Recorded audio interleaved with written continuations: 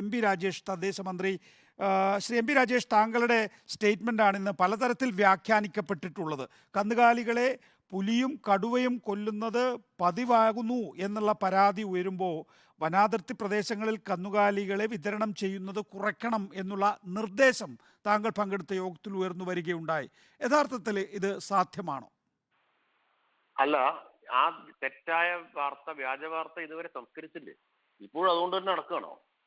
ഞാൻ അപ്പൊ തന്നെ വ്യക്തമാക്കിയതാണല്ലോ ഇത് തെറ്റാണെന്നും അങ്ങനെ ഒരു തീരുമാനമേ ഇല്ല, അങ്ങനെ സർക്കാർ ഉദ്ദേശിക്കുന്നുമില്ല എന്ന്. ഇപ്പൊ എങ്ങനെയാണോ കാര്യങ്ങൾ നടക്കുന്നത്, കന്നുകാലികളെ വളർത്തുന്നത് അതുപോലെ തന്നെ ഇനിയും വളർത്താം എന്ന് ഈ വാർത്ത പ്രചരിക്കുന്നു എന്ന് അറിഞ്ഞപ്പോൾ മിനിറ്റുകൾക്കുള്ളിൽ തന്നെ വ്യക്തത വരുത്തിയതാണ്. ഒരു തെറ്റിദ്ധാരണയും ആളുകളുടെ ഇടയിൽ അവശേഷിക്കരുത് എന്നതുകൊണ്ട്.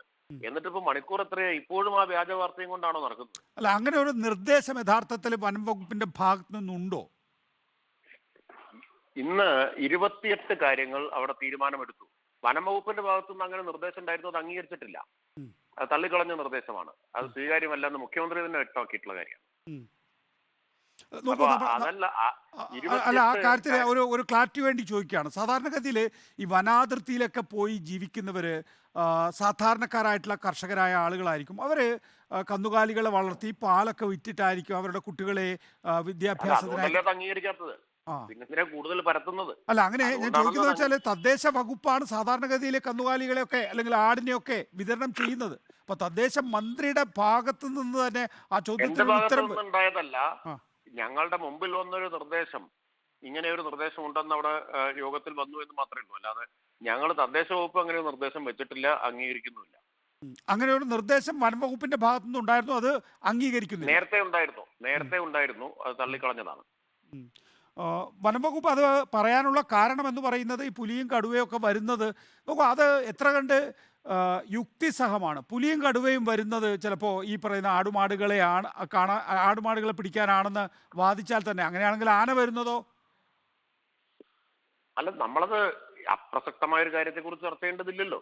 അങ്ങനെ ഒരു പ്രശ്നം സർക്കാരിന്റെ മുമ്പിലില്ല, സർക്കാർ അങ്ങനെ കാര്യം അംഗീകരിക്കുന്നില്ല.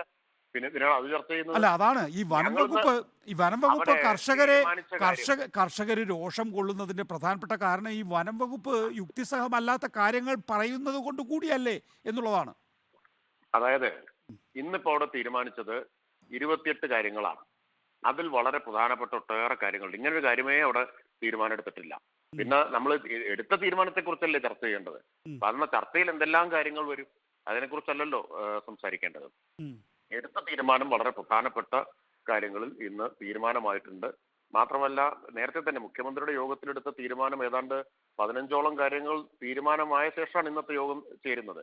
ബാക്കി കാര്യങ്ങൾ സമയബന്ധിതമായിട്ട് നടപ്പാക്കാനുള്ള ക്രമീകരണവും ഇന്നത്തെ യോഗത്തിൽ ഉണ്ടാക്കിയിട്ടുണ്ട്. ഏറ്റവും പ്രധാനപ്പെട്ട ഒരു കാര്യം, ഇക്കാര്യങ്ങളെല്ലാം എടുത്ത തീരുമാനങ്ങൾ നടപ്പാകുന്നു എന്ന് ഉറപ്പാക്കാൻ ഒരു ജനകീയ മോണിറ്ററിംഗ് കമ്മിറ്റിയെ നിശ്ചയിച്ചിട്ടുണ്ട്. അവർക്ക് ഈ കാര്യങ്ങൾ യോഗം ചേർന്ന് വിലയിരുത്താം. അവർക്കായിരിക്കും അതിന്റെ മേൽനോട്ടം. അത് ജില്ലാ തലത്തിലുമുണ്ട്, പഞ്ചായത്ത് തലത്തിലുണ്ട്, വാർഡ് തലത്തിലുണ്ട്. പൂർണ്ണമായും ജനകീയ മേൽനോട്ടത്തിന് കീഴിൽ ഈ പ്രവർത്തനങ്ങൾ അവിടെ മോണിറ്റർ ചെയ്യപ്പെടും. ഇതിനകത്ത് വന്യമൃഗങ്ങളെ ആകർഷിക്കുന്ന വിധം റിസോർട്ടുകൾ നിർമ്മിക്കരുത്, ഇത്തരത്തിലുള്ള റിസോർട്ടുകൾക്കെതിരെ നടപടി ഉണ്ടാകും എന്ന് പറയുന്ന ഒരു നിർദ്ദേശം കണ്ടു. അങ്ങനെ ഒരു നിർദ്ദേശമുണ്ട് അല്ലേ? അതുണ്ട്. അത് തീരുമാനം എടുത്തിട്ടുണ്ട്. എന്താണ് അതുകൊണ്ട് ഉദ്ദേശിക്കുന്നത്? എങ്ങനെയാണ് വന്യമൃഗങ്ങളെ അതായത് ഇപ്പൊ നമ്മള് അവിടെ ശ്രദ്ധയിൽ വന്നിട്ടുള്ളൊരു കാര്യം, ഈ ആളുകൾ ബിസിനസ് കിട്ടാൻ വേണ്ടിയിട്ട് വലിയ ബോർഡ് വെക്കും, ഇവിടെ വന്നാൽ വന്യമൃഗങ്ങളെ കാണാം എന്ന്. എന്നിട്ട് വന്യമൃഗങ്ങളെ ആകർഷിക്കാനുള്ള ചില ഏർപ്പാടുകൾ അവർ നടത്തുന്നു അവിടേക്ക്, ആ ഭാഗത്തേക്ക്. അതില് ഈ ഉപ്പ് വിതറി ആനയെ ആകർഷിക്കാനൊക്കെ ശ്രമിക്കുന്നു എന്നുള്ളതാണ്. അത്തരം നീക്കങ്ങൾ ആദ്യം മുൻകൂർ നോട്ടീസ് കൊടുക്കാൻ തീരുമാനിച്ചിട്ടുണ്ട്. പാടില്ല എന്നുള്ളത്. അത് ലംഘിക്കുന്നവർക്കെതിരെ കർശന നടപടിയെടുക്കണം എന്നും തീരുമാനിച്ചിട്ടുണ്ട്. മിനിസ്റ്റർ ഈ സംഘത്തിലുള്ളത് കൊണ്ട് ചോദിക്കുകയാണ്, വനം മന്ത്രിയോടാണ് ചോദിക്കേണ്ടത്. നോക്കൂ, നമ്മുടെ വയനാടൻ കാടിൽ അവിടെ അക്കേഷ്യ, യുക്കാലിപ്റ്റസ്, തേക്ക് തുടങ്ങിയ പ്ലാന്റേഷനുകളുണ്ട് എന്നും 14% കാട്ടിൽ, അതായത് വയനാടൻ കാട്ടിൽ 14% ഇങ്ങനെയുള്ള പ്ലാന്റേഷനാണ് എന്ന് പറയുന്നു. അതിനൊന്നും അടിയിൽ ഒരു പുല്ലുപോലും മുളയ്ക്കില്ല എന്നുള്ള അവസ്ഥ. സ്വാഭാവികമായിട്ടുള്ള ആവാസ വ്യവസ്ഥ യഥാർത്ഥത്തിൽ വനത്തിനുള്ളിൽ മൃഗങ്ങൾക്ക് വന്യമൃഗങ്ങൾക്ക് നഷ്ടപ്പെടുന്നു എന്നും അതുകൊണ്ടാണ് കുറച്ചുകൂടി ഇപ്പോൾ കർണാടകൻ അതിർത്തിയിലൊന്നും തന്നെയും ഇപ്പോൾ തീർത്തും മഴയില്ലാത്ത അവസ്ഥയുണ്ട്.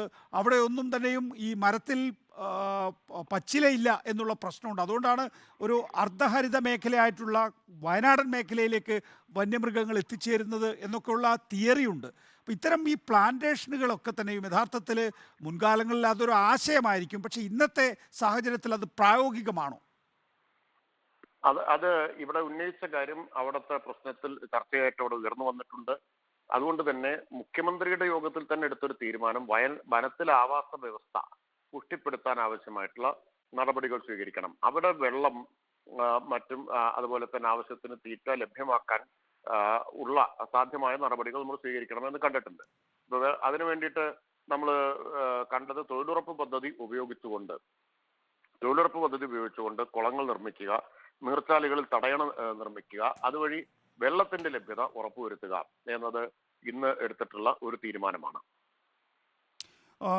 നോക്കൂ, അധിനിവേശ സസ്യങ്ങളെ കുറിച്ചും അങ്ങനെ നിരവധിയായിട്ടുള്ള ആശയങ്ങൾ. അധിനിവേശ സസ്യങ്ങളുടെ കാര്യത്തിൽ സെന്ന പോലുള്ള അധിനിവേശ സസ്യങ്ങൾ നശിപ്പിക്കാനും സമയബന്ധിതമായിട്ടൊരു പദ്ധതി നടപ്പാക്കണമെന്ന് തീരുമാനമെടുത്തിട്ടുണ്ട്. അതൊക്കെ സാധ്യമാണോ? അത് നമ്മൾ കാട്ടിലേക്ക് പോകും വളരെ പെട്ടെന്ന് ചെയ്യാൻ പറ്റുന്ന കാര്യമല്ല, പക്ഷേ നമുക്ക് എന്തായാലും ചെയ്തേ പറ്റൂ. അതാണ് ഇവിടെ കണ്ടിട്ടുള്ളത്. ഒറ്റയടിക്ക് ഏതാനും മാസങ്ങൾ കൊണ്ടോ ഒക്കെ ചെയ്തു തീർക്കാവുന്ന ഒരു കാര്യമല്ല. കുറച്ച് ദീർഘകാലാടിസ്ഥാനത്തിൽ മാത്രം സാധ്യമാവുന്ന കാര്യമാണ്. ഒരു കാട്ടാന യഥാർത്ഥത്തിൽ ഒരാളെ കൊന്ന് ഇപ്പോഴും സഞ്ചരിച്ചുകൊണ്ടിരിക്കുകയാണ്. അതിൻ്റെ പിന്നാലെ ദൗത്യസംഘം ഇന്നിപ്പോൾ വൈകാരികമായ രംഗങ്ങൾ താങ്കൾ അടക്കം ഉള്ള മന്ത്രിസംഘത്തിന് കാണേണ്ടി വന്നല്ലോ. പലയിടത്തും ചിലയിടത്തും രോഷം, ചിലയിടത്തും സങ്കടം എന്ന നിലയിൽ. സ്വാഭാവികമാണല്ലോ, ആള് മരിക്കുമ്പോൾ നഷ്ടപ്പെട്ടവർക്ക് അതിന്റെ വേദന ഉണ്ടാവും. ആ വേദന പല നിലയിൽ പ്രകടിപ്പിക്കുന്നുണ്ട്. അത് സ്വാഭാവികമായിട്ടുള്ള കാര്യം. നമ്മളാണെങ്കിലും ഒരുപക്ഷെ അത് ഇത്തരമൊരു സാഹചര്യത്തിൽ അങ്ങനെയൊക്കെ പ്രകടിപ്പിച്ചെന്ന് വരാം. അതിനെ അങ്ങനെ മാത്രം എടുക്കേണ്ടത്. ഏറ്റവും ഒടുവിലായി തദ്ദേശ മന്ത്രി എന്നുള്ള നിലയിൽ ഏറ്റവും പഞ്ചായത്ത് തലത്തിലുള്ള മേഖലകളായിരിക്കും ഈ വനാതിർത്തിയിലൊക്കെ ഉണ്ടാവുക. അവിടെ ഞാൻ നേരത്തെ ചൂണ്ടിക്കാണിച്ചതുപോലെ തന്നെ സാധാരണക്കാരായ കുടിയേറ്റ കർഷകരാണുള്ളത് എന്നുള്ളതാണ്. തദ്ദേശ മന്ത്രി എന്നുള്ള നിലയിൽ അവരുടെയൊക്കെ ബുദ്ധിമുട്ടുകൾ, വിഷമം എങ്ങനെയാണ് മന്ത്രി മനസ്സിലാക്കിയത്? വളരെ എന്താ പറയാ, വാക്കുകൊണ്ട് വിവരിക്കാൻ പറ്റാത്ത ഒരു അരക്ഷിതാവസ്ഥ അവർ നേരിടുന്നുണ്ട് എന്നത് ശരിയാണ്. കാരണം ഏതു സമയവും വന്യജീവി ആക്രമണം ഉണ്ടാവാമെന്നൊരു സ്ഥിതി. വൈകുന്നേരമായാൽ ഇരുട്ട് വീണു തുടങ്ങിയാൽ പുറത്തിറങ്ങാൻ തന്നെ കഴിയാത്ത സാഹചര്യം, ഇത്തരമൊരു സ്ഥിതിയുണ്ട്. ഒപ്പം കൃഷിക്ക്, വിളകൾക്ക് ഒക്കെ നാശമുണ്ടാക്കുന്നു.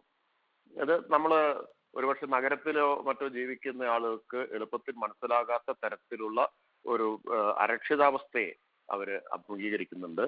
ആ ഗൗരവത്തിൽ സർക്കാർ അതിനെ കാണുന്നു. അവർക്കൊപ്പം സർക്കാരുണ്ട്. ഇന്ന് നിലവിലുള്ള നിയമത്തിൽ സംസ്ഥാന സർക്കാരിനുള്ള പരിമിതികൾ എല്ലാവർക്കും അറിയാമല്ലോ. നികേഷ് തന്നെ ഇപ്പൊ ആ നിയമത്തെക്കുറിച്ചാണ്, നിയമത്തിന്റെ പരിമിതികളെ കുറിച്ചാണ് തുടക്കത്തിൽ പറഞ്ഞത്. അതിനകത്ത് നിന്നുകൊണ്ട് പരമാവധി സർക്കാർ ഇവർക്കൊപ്പം നിൽക്കും. സർക്കാർ അവരെ കൈവിടുന്ന പ്രശ്നമേ ഇല്ല, അവരെ ചേർത്ത് പിടിക്കും. ഇന്നിപ്പോൾ അതാണ് നമ്മൾ കണ്ടിട്ടുള്ളത്. അതോടൊപ്പം ആവശ്യമായ നിയമ ഭേദഗതികൾക്ക് വേണ്ടിയിട്ടുള്ള സമ്മർദ്ദം കേന്ദ്രത്തിൽ ചെലുത്തുകയും ചെയ്യും. ഇപ്പൊ കഴിഞ്ഞ നിയമസഭാ സമ്മേളനത്തിൽ ഭരണപ്രതിപക്ഷ ഭേദമില്ലാതെ നിയമസഭ ഏകകണ്ഠമായി അംഗീകരിച്ച പ്രമേയം ആവശ്യമായ നിയമ ഭേദഗതികൾക്ക് കേന്ദ്രത്തോട് ആവശ്യപ്പെടുന്നതാണ്. ചട്ടം 118 അനുസരിച്ചുള്ള പ്രമേയം നിയമസഭ അംഗീകരിച്ചിട്ടുണ്ട്. അപ്പോൾ ഇത് കേന്ദ്ര സർക്കാർ കൂടി അഭിസംബോധന ചെയ്യേണ്ട പ്രശ്നമാണ്. ഒന്നാമത്തെ കാര്യം കേരളത്തിൽ മാത്രമുള്ളതല്ല. നമ്മളിപ്പോൾ കേരളത്തിൽ ഇത്ര ഗൗരവമായിട്ട് ഇത് ചർച്ച ചെയ്യുന്നു. വയനാട്ടിൽ മന്ത്രിതല സംഘമൊക്കെ പോകുന്നു, ഇടപെടുന്നു, സർക്കാർ പെട്ടെന്ന് തന്നെ സഹായം എത്തിക്കുന്നു. എന്നാൽ രാജ്യം മുഴുവൻ ഈ പ്രശ്നമുണ്ട് എന്ന് നമ്മൾ കാണണം. അപ്പൊ അതുകൊണ്ട് കേന്ദ്ര ഗവൺമെന്റ് അഡ്രസ് ചെയ്യേണ്ടതാണ്. ഈ സാഹചര്യം കണക്കിലെടുത്തുകൊണ്ട് ആവശ്യമായിട്ടുള്ള നിയമ ഭേദഗതി വരുത്തേണ്ട ഉത്തരവാദിത്വം കേന്ദ്ര സർക്കാരിൻ്റെതാണ്. ആ കേന്ദ്ര സർക്കാരിൽ ഇക്കാര്യങ്ങൾ ശ്രദ്ധപ്പെടുത്താൻ എല്ലാവരും മുന്നോട്ട് വരണം. ഇവിടെ വെറുതെ തർക്കിച്ചു നിന്ന് സമയം പാഴാക്കുക, രാഷ്ട്രീയ നേട്ടം ഉണ്ടാക്കാൻ, രാഷ്ട്രീയ ലാഭം ഉണ്ടാക്കാൻ വേറെ മാർഗങ്ങളൊക്കെ അവലംബിക്കാവുന്നതാണ്. മനുഷ്യരൊരു വലിയ പ്രതിസന്ധി അഭിമുഖീകരിക്കുന്ന സമയത്ത് അതിന്റെ പേരിൽ തർക്കിക്കുകയും ഇറങ്ങിപ്പോവുകയും ഭിന്നിച്ചു നിൽക്കുകയും ഒക്കെ ചെയ്യുന്നത് മിതമായ ഭാഷയിൽ പറഞ്ഞാൽ അങ്ങേയറ്റം ഖേദകരമാണ്. അതല്ല ജനം പ്രതീക്ഷിക്കുന്നത്.